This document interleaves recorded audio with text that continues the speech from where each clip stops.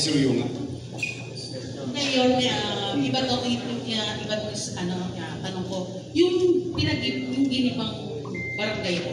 Oh, yes. May pananagutan ba, kakasuhan ba natin yung mga... Iniimbestigahan na.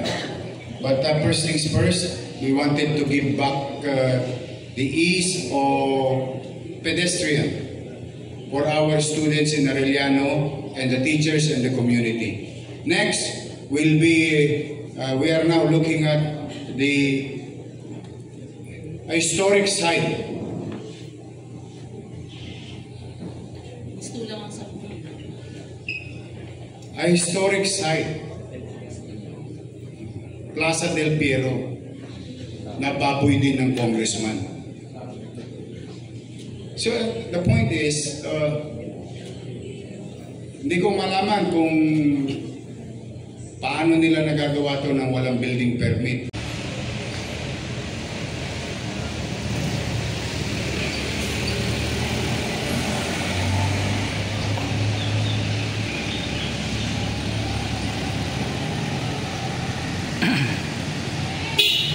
Alright mga kaibigan, magandang morning and going to afternoon na po tayo. Ayan, ito po yung ating counting live. Ayan mga kaibigan, dito po sa may barangay 170 po. Dito po sa may sinasabi ni Yorme na Plaza del Fiero. Naalala nyo ba last time na nagbablog ako about dun sa nabahaan na location? Doon lang po yun sa side na yun. Ayan, yung binabaha na barangay, ito po yung 176 po. Pero ngayon mga kaibigan, dito po tayo nga sa may barangay 170 zone 15 district 2 mga kaibigan, dito po sa may Plaza del Fiero. So mga kaibigan, ang sabi nga binaboy itong Plaza del Fiero mga kaibigan. Ito po yung itsura ngayon ng Plaza del Fiero. Sa way back mga siguro mga 6 years ago napuntahan ko tong lugar na to, pandemic time.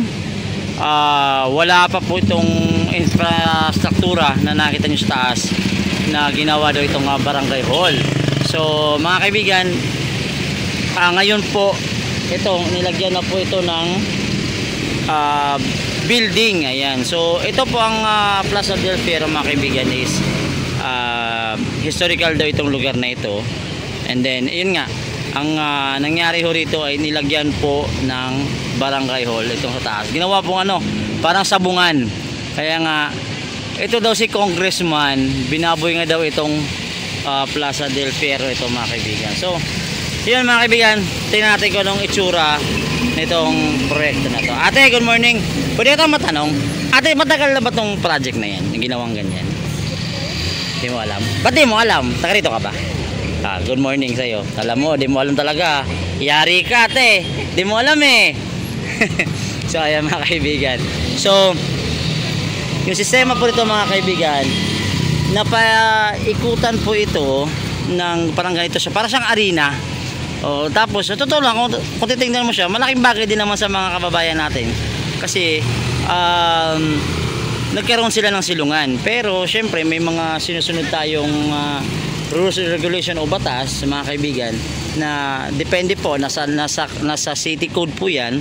At ayun, sinasabi nga nila na itong Plaza del Fiero mga kaibigan nagkaroon ng ganitong infrastruktura. Ayan, so tanong natin si Kuya. Good morning sir, matanong ko lang, di ba dati walang walang ganyan building dati? Di ba open na open lang yan dati? Taga rito ho ba kayo? Naku. Sa kabilang side. Okay. Kasi daw ito ginawa daw tong parang sabungan, no? Para sabungan. So ito po yung, ano ba history itong Plaza del Fiero? Don't no idea din. So abang pinuntahan ko siya kasi nabalita siya na parang sabungan nga. Parang sabungan. So yung nakita mo personally, sabungan nga. Mukhang sabungan nga. So alam natin mamaya ano bang history nito, kasi nakakaalam itong Plaza del Fiero. Kasi ito nga yung structure dito, ganito po ang itsura ngayon. Hindi po to Sampaloc, boss. Ano to? District 2. Barangay 170. Sa District District 2 mga kaibigan. So yun nga sinasabi ni Yorme, ito nga. Ito si congressman daw. Congressman naman. Oo, so ginawa ng ganitong proyekto. Barangay hall daw to eh. Kasi naalala ko dati, nung tagal na yun, siguro 6 years ago na yun. Wala pa to, open na open to dito, nadadaanan nga lang to eh. Kaya, parang ano to eh, parang rotonda. So kakasabi lang ni, gagalangin po to, sakop lang gagalangin. Tondo. So tanong natin mamaya kung ano po ba yung nangyari dito. Ayan, itsura nyo. Actually, meron po siyang nakalagay po dyan na monumento o statua. Tingnan natin sa loob po ano yan. Kasi hindi ko alam yung history nitong lugar na to eh. So may curfew naman po rito. So alamin natin kung ano naman. Mag-iimbestiga na naman tayo. Hi, Tay. Tay, matagal ka na ba naghahanap buhay dito, Tay? Hello. Ikaw? Oo. Mga ilang taon na kayo rito naghahanap buhay? Nasa 25 years na. 25 years. Oo. Tay, ano bang kwento nitong Plaza del Fierro, Tay? Ano pa ba idea mo rito? Noong araw kasi dito ang mga bata napakarami nagpa-practice. Ngayon, nung lagyan na ng bubong, minsan umuunti ang mga nagpa-practice. Dati open nun to eh. Bukas na bukas. So ano masasabi mo, Tay, dahil nilagyan to ng bubong, Tay? Anong... Maganda naman para sa mga bata. Oo. Dahil sila safety. Aha. Di ba kung may bubong pa. Aha. Pero daw sabi, Tay, kasi, Tay, bawal daw itong structure na ito. Bawal. Bawal. Sino Oo. nagbabawal?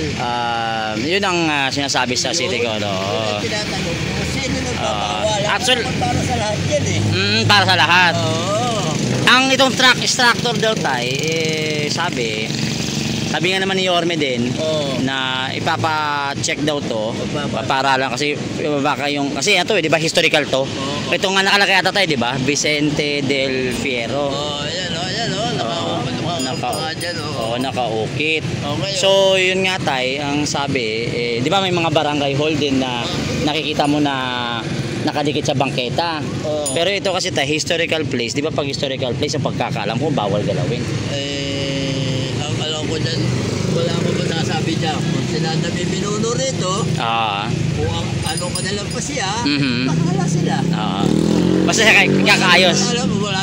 Wala naman sasabihin mong kukontra sa kanila dahil magkakaroon ng problema.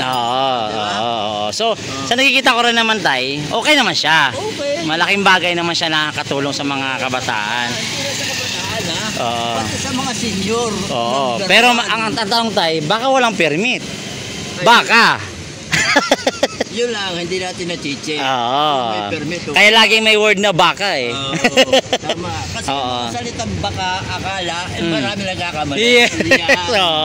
So abang natin, Tay, kung ano pong magiging kwento nito at bakit kailangan talaga itong linisin o bakit hindi pwede. Yun ang malaking tanong, no? Baka ang ibig sabihin yan ang takbo ng sasakyan hindi naikot, ibig diretso ng papagano, diretso para hindi sa gabal. Pero dito dati, Tay, naalala ko nga dati wala talaga itong bubong eh. Open na open talaga to. Ganyan. Ang ganda rito nung araw.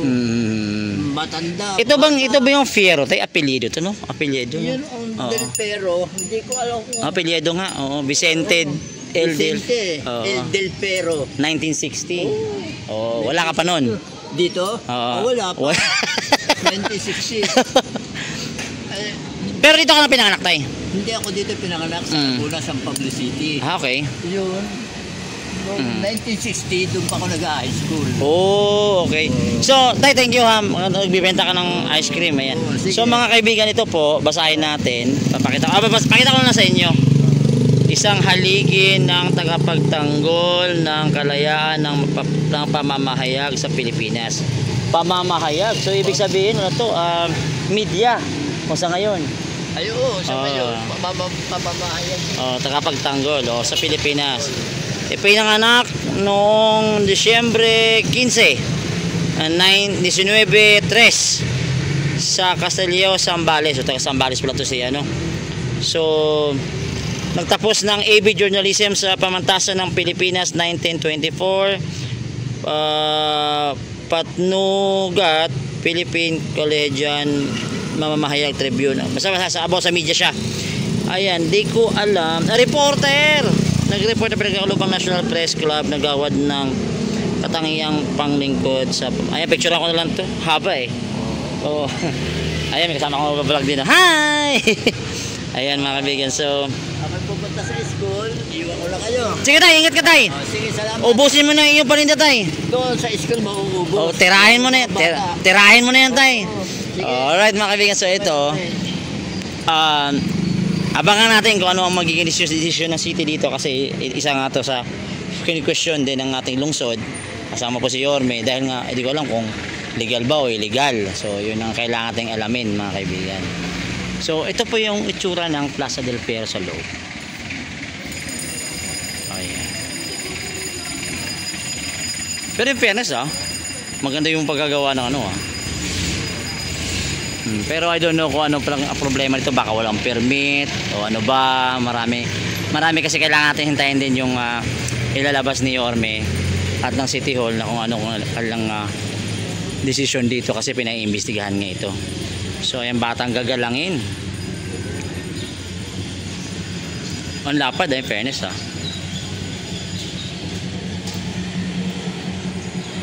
para siya sabungan no. Oo. Ito may mga kabataan dito. Tanungin natin. Alam ko malaking bagay sa kanila to eh. Hi, good morning. Pwede kayo matanong, malaking tulong ba sa inyo itong paggawa ng plaza dito?